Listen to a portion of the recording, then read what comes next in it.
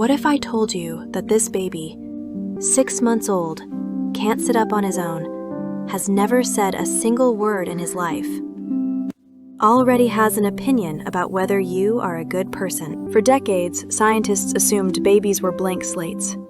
No preferences for good or bad, just raw biology waiting to be shaped by parents, culture, and experience. You had to teach a child right from wrong. They came with nothing. And honestly, that made sense. Babies can't talk, can't reason, can't reflect. How could they possibly have moral opinions? That assumption held for decades. Then a pair of psychologists at Yale decided to actually test it.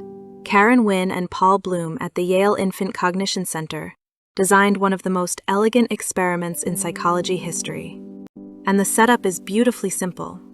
Picture a small wooden hill, like a little ramp. On this hill is a character, a round, googly-eyed puppet. We'll call him the climber. He wants to get to the top. He's trying, but he keeps slipping back down. Now, in version 1, another character comes along. Same size, googly eyes, friendly looking. And he gets behind the climber and pushes him up to the top. That character is the helper. In version 2, a different character comes charging down the hill and shoves the climber all the way back to the bottom. That character is the Hinderer. The babies watch this puppet show, over and over. Then, the researchers place both puppets in front of the baby, the helper on one side, the Hinderer on the other. And they wait. Which one does the baby reach for? 85% of babies reached for the helper. And the baby wasn't just reaching. The researchers also used a looking time method, measuring how long babies stared at each puppet after the show. Because in baby psychology, staring longer means you're surprised.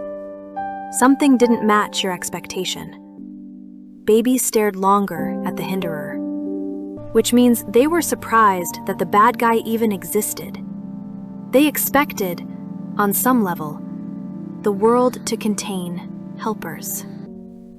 These weren't 1-year-olds who'd been through a year of parenting lessons. Some of the babies were just 3 months old. 3 months old. And already preferring kindness over cruelty. They can't reflect on their choice. They can't feel guilt or deliberate between two competing values. They don't yet have the brain development for any of that. What they have is something more foundational. A gut-level sensitivity to kindness and harm. A proto-moral instinct that fires before language, before culture, before a single parenting lesson. Paul Bloom, one of the researchers, described it as the seeds of morality. Not the full thing, not adult moral reasoning, but the raw material that everything else grows from. The original Yale result has been replicated in labs across the world. Different cultures, different puppet designs, different languages. The core finding keeps showing up. So why would evolution wire this in? Why would a 3-month-old brain care about helpers and hinderers? Because we are a social species. Our ancestors survived in groups. And in groups, detecting who is cooperative and who is dangerous is a life or death skill. Not just useful, survival critical. The ability to look at someone's behavior and categorize it as safe, this one helps, or dangerous, this one harms, would have been enormously valuable. It makes complete sense that evolution would start building that circuitry early. Very early. It means that the foundation of human morality isn't taught. It's inherited. You don't need to convince a baby from scratch that kindness is good. That intuition is already there from day one. What parenting does, what culture does, is build on it, deepen it, extend it. Take a gut-level preference for helpers and turn it into a person who chooses to be one. Your baby, even before their first word, is already watching the world for kindness. They are forming opinions.